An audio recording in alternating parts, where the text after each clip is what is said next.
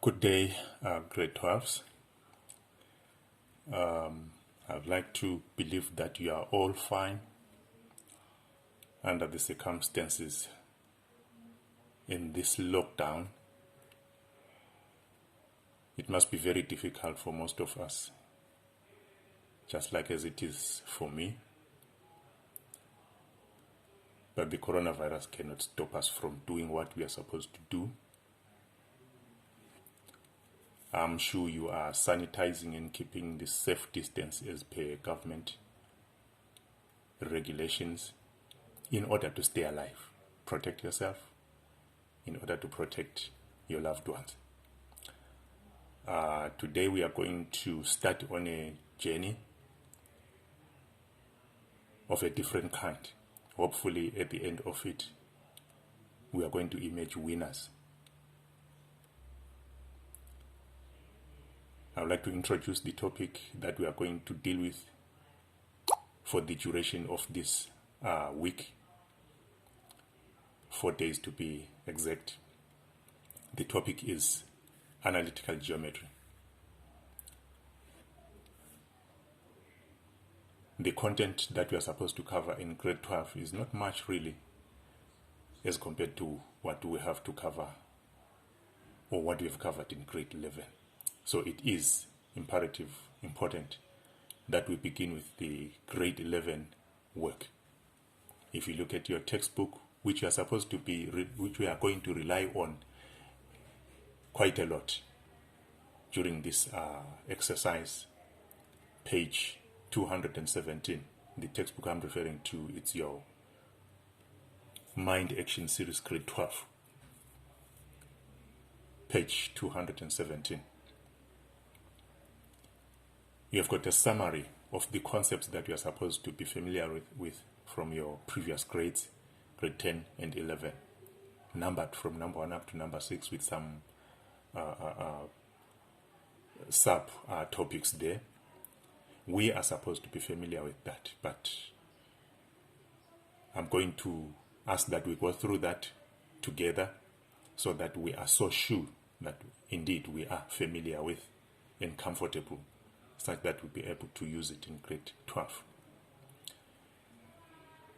To help us go through the concepts that are given in that page there, I've chosen number 1 to help us go through that. Number 1A, our first concept is the concept of the midpoint of a line segment. This is not the midpoint theorem, it's the midpoint of a line segment in analytical geometry. This is not our Euclidean geometry. The formula for the midpoint of a line segment is given by MAB, where our M is capital subscript AB, and if the midpoint has been named, and in this case it has been identified as G, that's how you write it. G open bracket, and then you quote your formula. And you have to run with the G, continue downwards with your G right up to the end.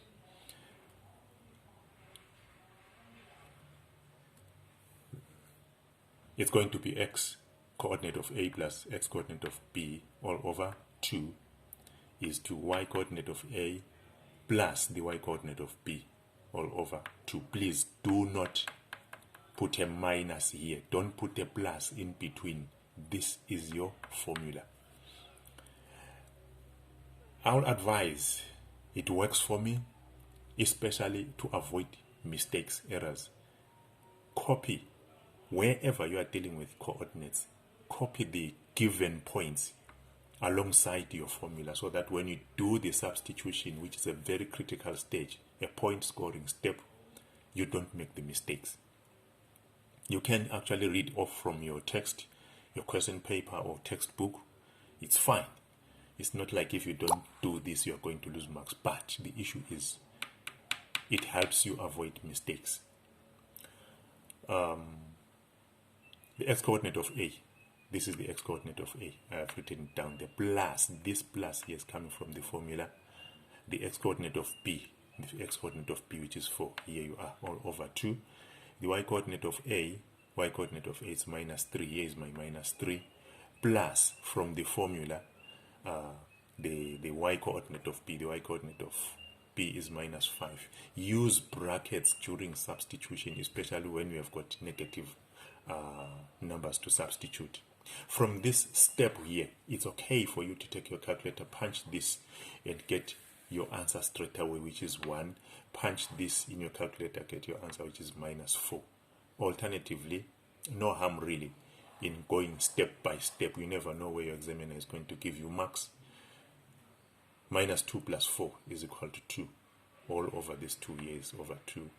A plus and a negative will give me negative. So I've got negative 3 minus 5, which gives me negative 8, divided by 2, which gives me negative 4. This becomes our final answer, which is the midpoint of AB named G. That's the beginning. Hopefully, it's going to be beneficial to all of us. Should you not really get what is happening there, replay the video. After replaying the video, you still don't get anything out of it, then you are free to ask. Post your queries into the group. I'll advise you, don't post to me. Post to the group so that there may be somebody who has got the similar problem like you, who when I attend to it, they also benefit.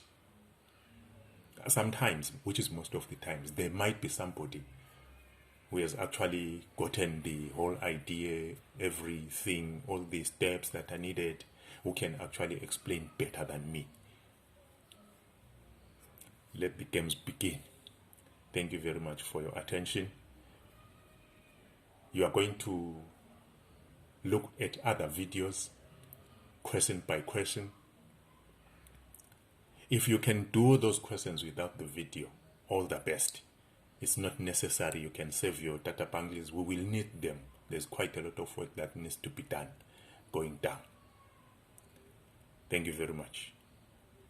Let's meet in our number 1